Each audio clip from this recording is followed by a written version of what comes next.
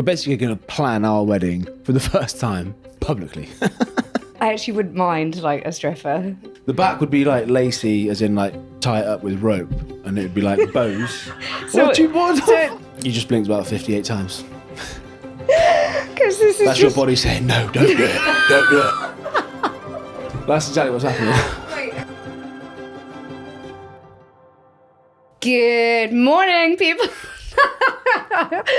If you're listening in the morning on your commute, we are back for another episode of He Said, She Said. Hi guys, hi team. We back. What have we got for you today? Well, the truth is we haven't spent an awful lot of time together because of obviously like health stuff and other bits and bobs. So I think we realised that we didn't really have a he said or a she said that we could pull each other up on. But we do have a they said. Hit me with it. They said, when are you getting married? And that is where we're going to go with this episode. We're basically going to plan our wedding for the first time publicly. I think it's a good thing to do, a good use of time maybe. Yeah, I'm up and for also it kind of forces us to confront this crazy old question that keeps rearing its ugly head. It's a beautiful head because it's a wedding and it's love. You need to shoot from the hip from this though. Like just like when I ask you questions about like your vision for the wedding, what you want to see, what you want to taste, hear, shoot from the hip. Don't think too much. Okay, nice. Yeah, let's make it a speed round. Okay, so are we going to go just straight in with how we want the wedding to be, like from both of our perspectives? Then maybe we could talk about who's responsible for which part, or should we talk a bit more about like what weddings mean to us at the beginning and why perhaps we're not married yet? What does getting married mean to you? What does getting married mean to me? You've gone quite difficult straight out of the gate there. For me, the biggest part was getting engaged and putting a ring on your finger. In my mind, I was like, well, this is really my declaration of love, devotion, loyalty. The wedding, in all honesty, didn't really come into the overall picture. And it's kind of an amazing thing that like so much is put on a guy too often. For like a guy to have to take that responsibility to ask someone to marry them. Do you want me to like take you through a timeline of what happened? I don't know why I'm saying you. Yeah. We got engaged on my birthday in LA, in Los Angeles. I always wanted to do it in LA because I was just infatuated with the place. I thought, well, this is my kind of environment. Like we've had such good memories there. So we did a sunset cruise up Runyon, which is the hills that overlook the city. And I did a recce like a few days before of like timings and trying to pick the route and stuff. And it was, in my mind, it was great. Turns out the actual version wasn't that great because you were having the time of your life at a pool party beforehand. And I tried to rip you away from there so that we could go for a sunset cruise or a sunset hike. We went on a cruise. Yeah, it wasn't a cruise. So we are quite literally stomping up this Runyon Canyon hike. You're ahead of me by about 10 meters. I'm sweating profusely behind you thinking, oh my gosh, I've timed this terribly. She's in a bad mood, but I've got to stick to the plan. And then we diverted onto that private pathway and I was like, if I'm going to do it, the sun was kind of angling down and my window was closing quick. And in my mind, I was like, I've absolutely fucked it. The timing has not worked in my favour at all with your mood. We were both probably slightly tipsy at this point.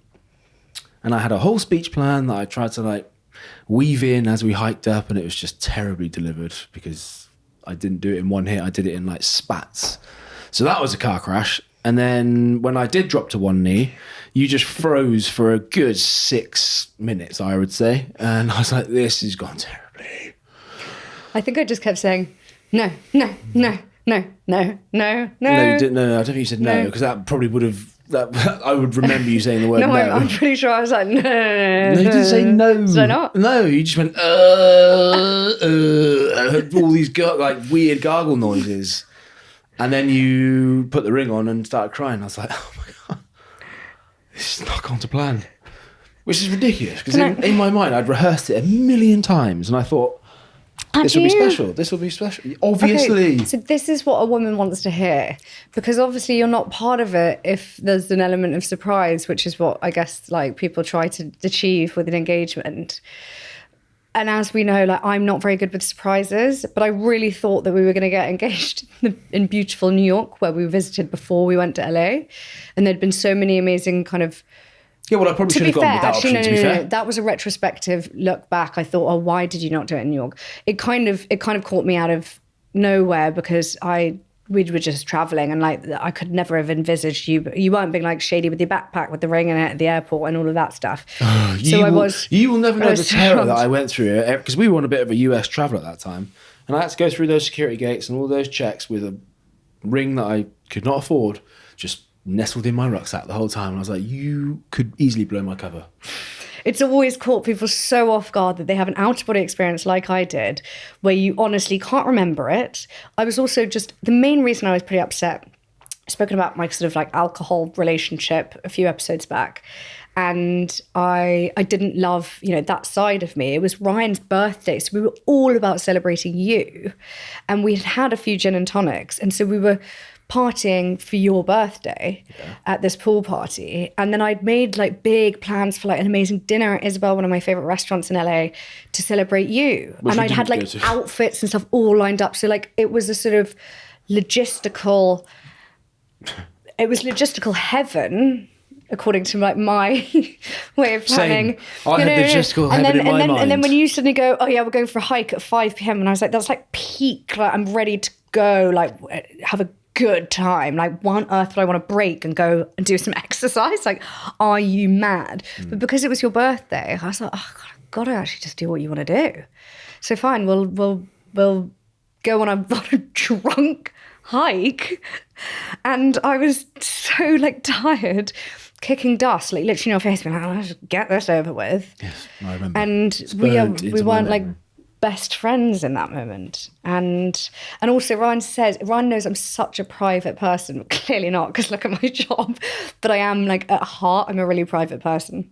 The last thing I would have wanted is to get, for anything like that to be done in a public place. And while you say you took me off on a private footpath, don't even stay there. There were people that walked past. I'm like hysterical, and I was like, there's a stranger behind me. No, I'd already done the whole thing. We were like in the processing stage when they walked by. Yeah, the processing stage of like. But do you know how hard it is to like book Runyon Canyon exclusively?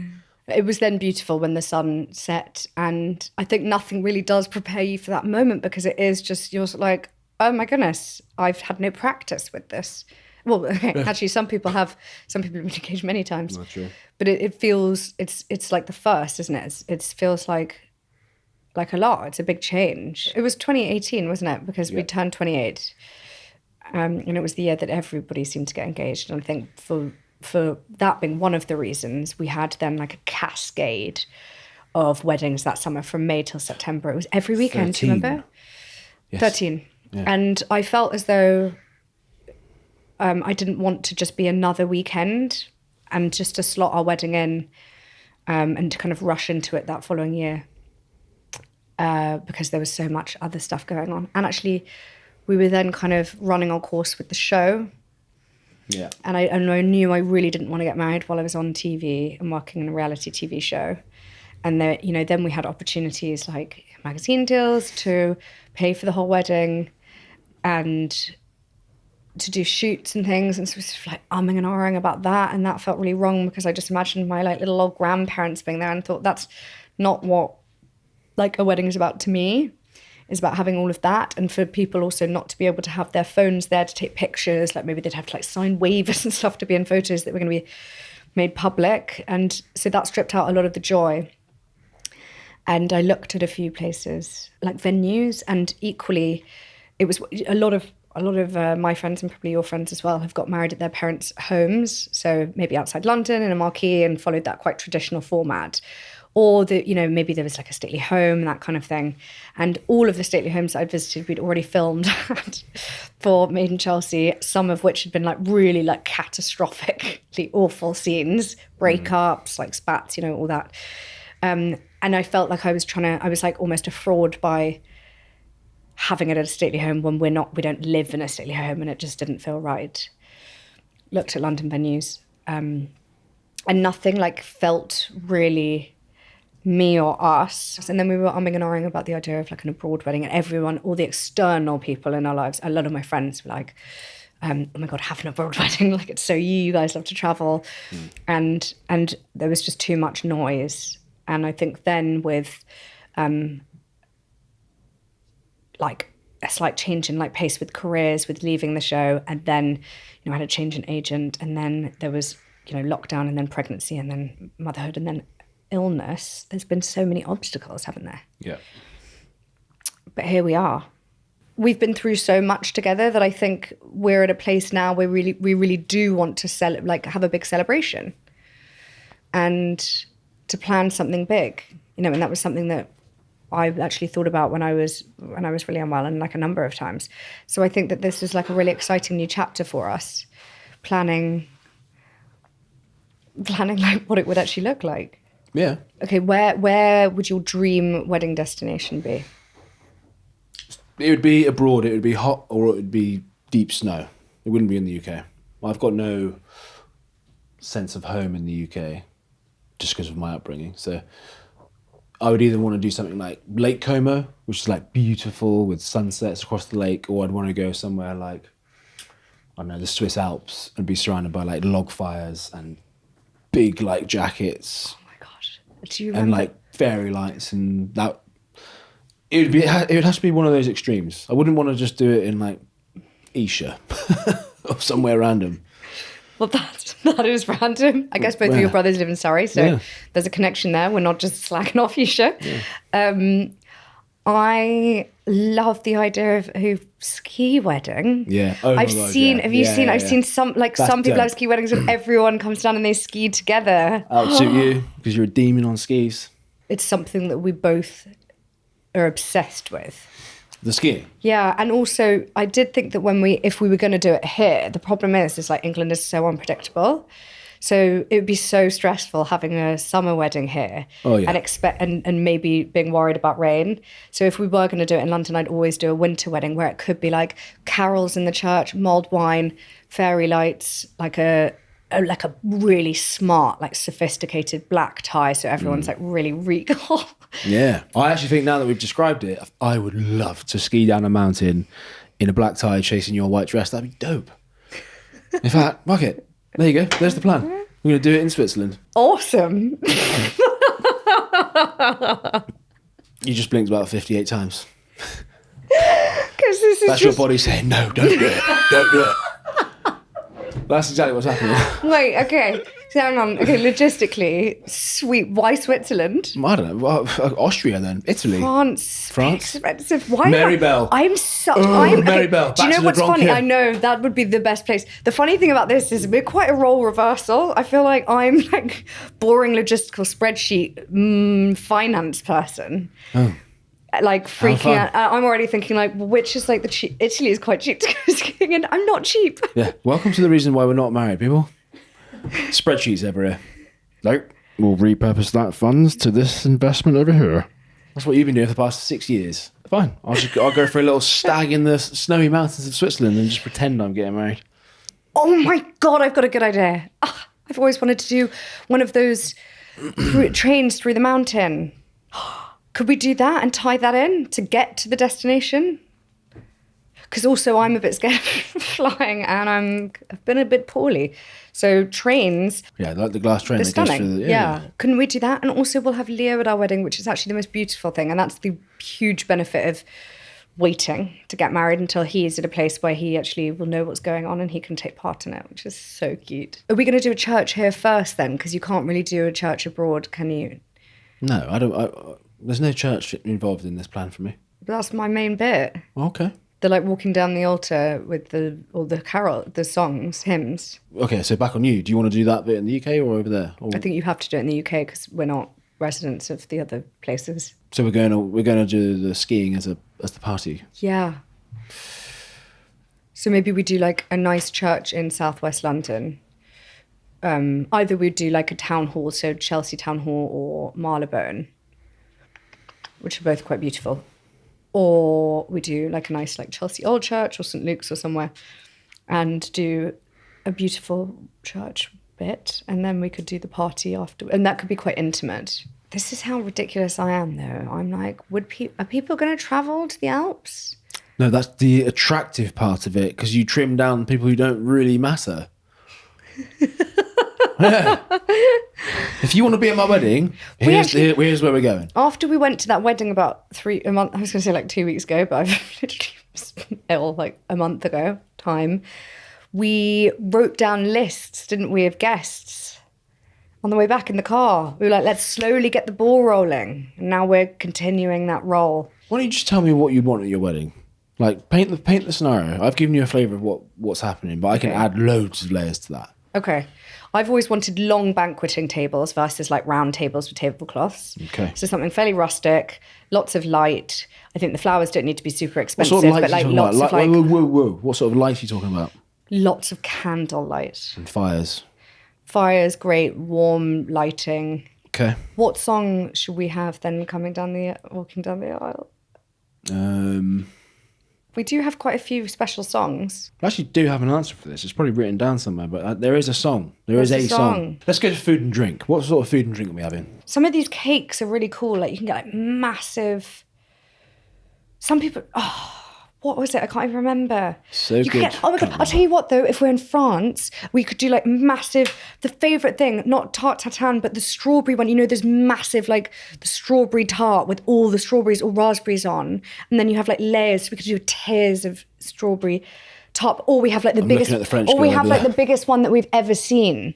So it's got that custard like underneath, and then it's got the raspberries. And whenever I stay somewhere in like the French Alps, they bring out a trolley. Oh my God, we could have a trolley. Wait, and also, so the cake thing though, what we do is like the weird thing about it is, you know how there's massive paellas you get, like the massive dishes, but we do like the biggest cake that's ever been seen, but it's the strawberry tart thing. Oh. So it's like the size of this room, and it's like, whoa, that is an enormous cake. Okay. And then we do lots of wheeling of, so we have like men, they don't have to be men, but in like French outfits with trolleys that come, the long banqueting tables, and they go like, they do a dance, like they're like leaping, because it's Christmas time, so they're doing like 10 lords are leaping, we're doing that song, and they're leaping down the tables, down the alleyways. And then they're cutting cheese and like serving people and going like 10 lords are leaping. Yeah, this is good detail. Keep going. And they just hand the cheese and everyone's like, yay. And they're all just high on like rotten cheeses. No lactose intolerance. What do you want for the food? I'm thinking like cigars and whiskey by the fireplaces for the blokes and women if they want to join. I'm thinking like hog roast or something like that, but like almost like medieval festival kind of experience. Like, I'm talking like real. Is primitive the word? Mountain pigs. I don't know. But you've never, ever, ever once commented on a mountain roast. pig. What, with like a bap bun? No, well, yes, maybe, but apple sauce. I'm think of the visuals here, like deep snow, mountains, like mountains with like fairy lights and fire pit, and people like swilling whiskey, and there's a mountain pig there. Yeah, I don't even know what a mountain pig is, man. What? Oh my goodness! I don't know about the hog roast. All right, well let's go. That's not even You don't even really eat pork. It's true. That's true. That's true. You're just this is why you have to save a folder. Okay. And also, I said like food, and you're like cigars and wine. Do you have anything else that you enjoy? Cigars in your and whiskey. Life? Cigars and Sorry. whiskey. Actually, do you know what? I haven't actually gone deeper than the fact that I just want lots of live music, lots of log fires. Who's going to do your speech? Your dad or your brother? Big question, because your dad doesn't strike me as a public speaker. Well, maybe both. That could be quite nice. I mean, my brother clearly loves the attention, so he could command the room.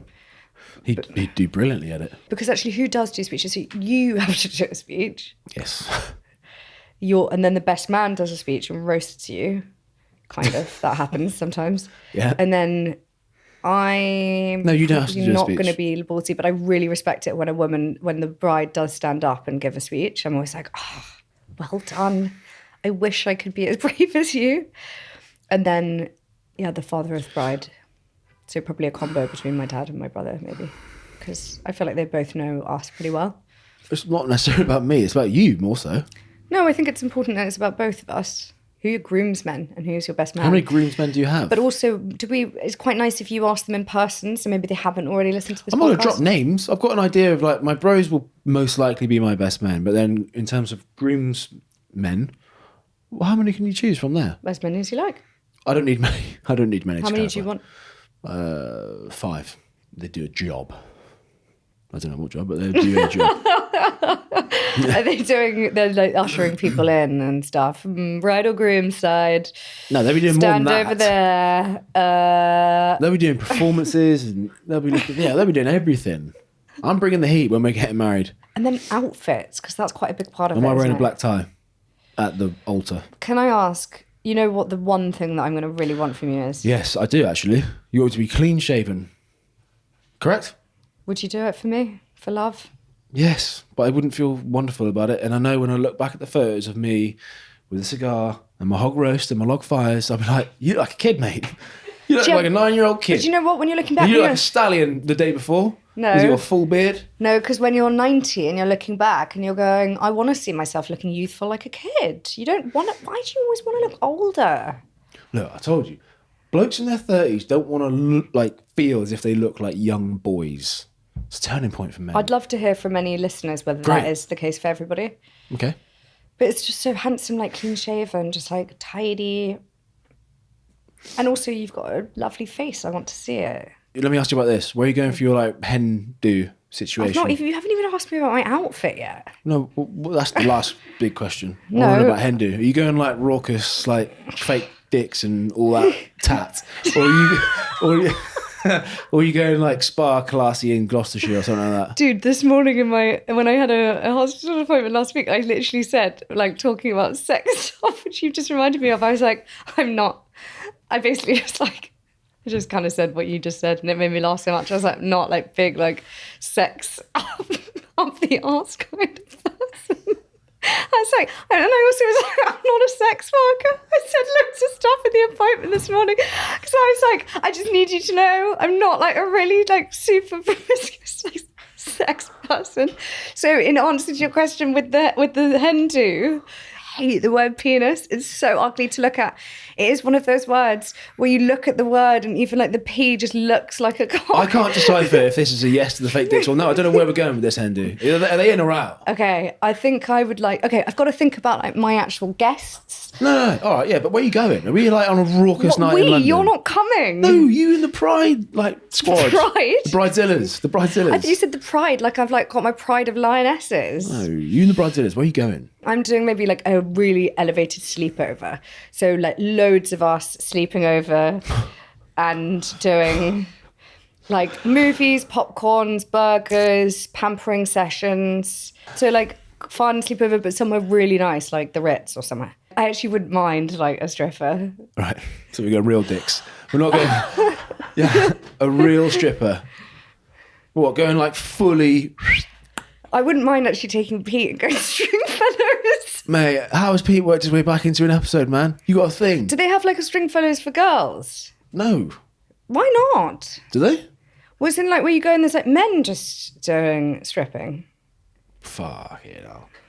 I don't want you going to a place like that seeing a professional dick unfolded. Because it'd be down there.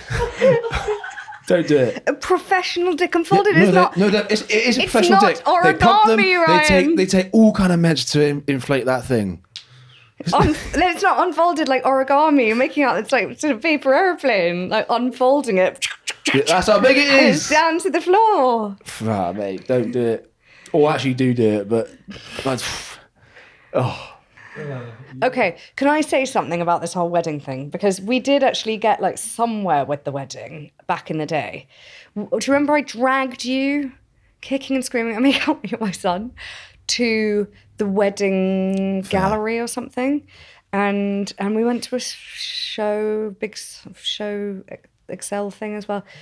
But in that like nice gallery place, I remember, this is ridiculous. I remember there were like loads of wedding dresses in the downstairs bit. And you were like, oh, I love that one with the like, that's like tight around the body and then like goes out like this at the bottom. And the lady that I was with like didn't hear you obviously say that. And as we like walked down, we went like separate ways to obviously look at the dresses so you didn't really see. I was like, oh, what about that one? Or like a few of the ones that look like that. And she was like, no, they look really bad on short people. I was like, great. And then I think you also said you like them when they go like this across the top. My mum was like, I hate dresses that go like this across the top. They're really tacky. It's quite a bit. It's a bit of a minefield, the dress thing. I don't remember any of that. I remember being there, but I don't remember being there. I don't remember those comments. What kind of wedding dress do you like on a lady? Because I always love getting a male's perspective on female stuff. Ooh. It would have the trail of stuff. Whatever. The back. Try and describe it more. The back would be like lacy, as in like tie it up with rope, and it would be like bows.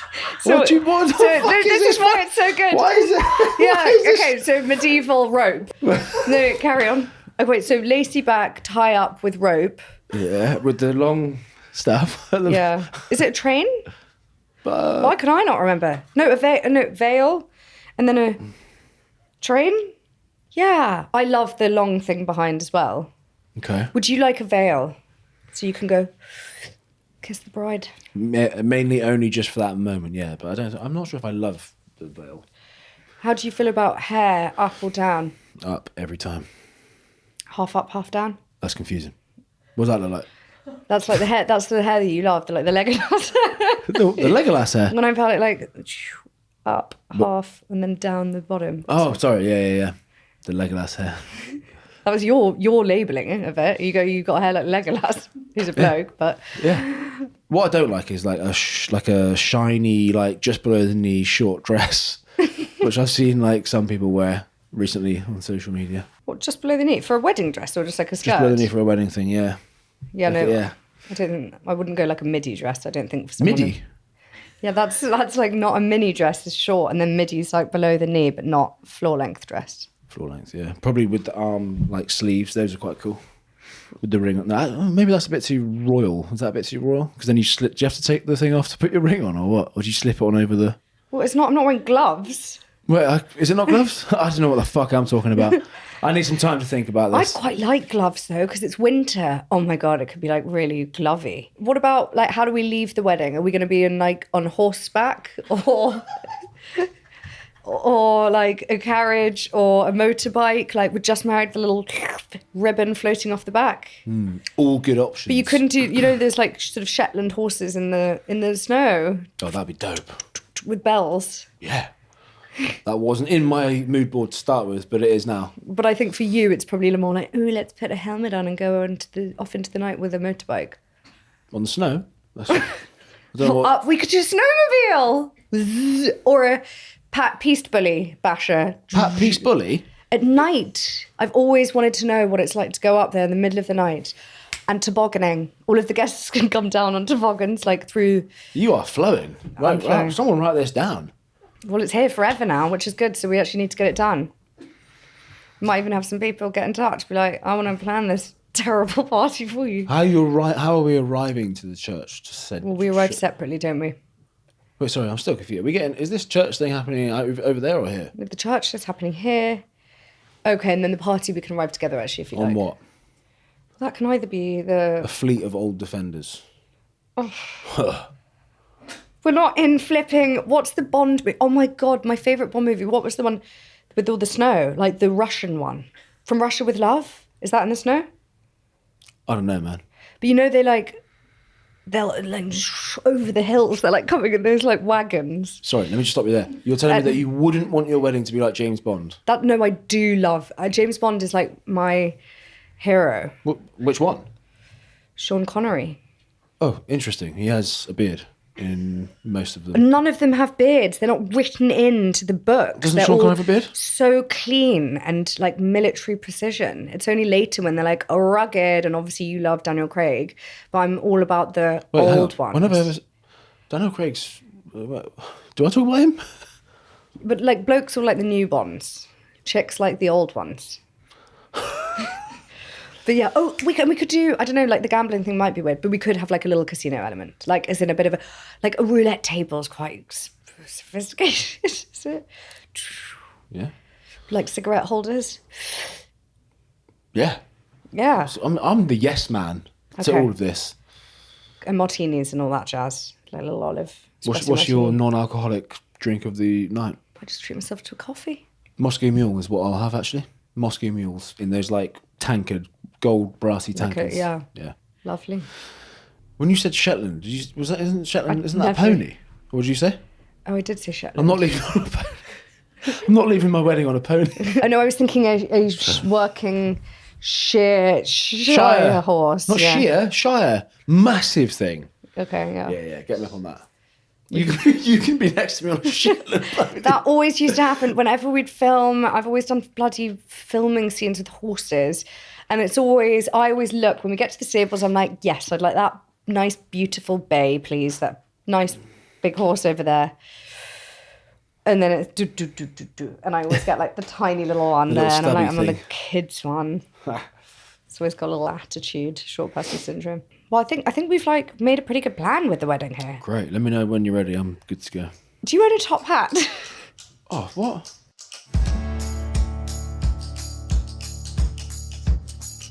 All right, this listener's message is called "She Said I Can't Be Friends with You Because of Your Girlfriend." And it goes on to say, "Hi both. I wanted to say thank you to Ryan specifically. I'll take it.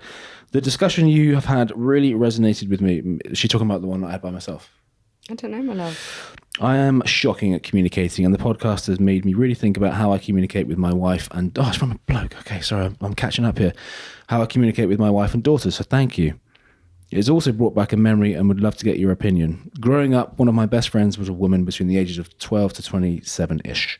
I met my wife when I was 23, and at that point she meant everything to me, as you can imagine. She started to change and become quite resentful of my new relationship. Cut forward to when my friend got engaged, things had really broken down. I refused to go out as she hadn't invited my girlfriend, but had invited all the other friends' partners. After speaking with my girlfriend at the time, she said to go because she was a close friend. The wedding was in Scotland. I drove and booked an Airbnb for myself. I attended the wedding and was basically blanked and no thank you post-wedding. At this point, I knew what was important and I ended the friendship. Was this the right thing to do, or could I have done things differently?" It's hard with the old wedding invitations. I guess we're going to be thinking about this now. Where you draw the line in terms of inviting friends and their partners, because people quite often say, well, if you're not married, you don't get an invite, and or if you've not met my partner, you don't get an invite. And there are all those sort of like tricky things to navigate with like cutting numbers down. I don't think it's cool between having to choose between like a partner or a friend, but in the same vein, like then you can't also expect everybody to always get along, but you would expect for your friend to be like supportive of whoever you're with. And so obviously to not invite your partner to things and stuff is really, feels really unfair. It's obviously weighing heavily on you, which hence you've written in. Thank you for listening. And also it's such a huge like compliment to Ryan and I, but like mainly to Ryan, to know that there are like guys out there that are taking so much good from this podcast and that are like finding ways to communicate better with their partners and their families. So that's like really, really cool. And I guess maybe now it's brought up some feelings where you think I could have communicated better with my friend at the time and said, you know what, my partner means a lot to me. Like it's just like who I'm going to end up with. We've got a family, but I also don't want to lose this friendship. So like, what does that look like? Mm-hmm.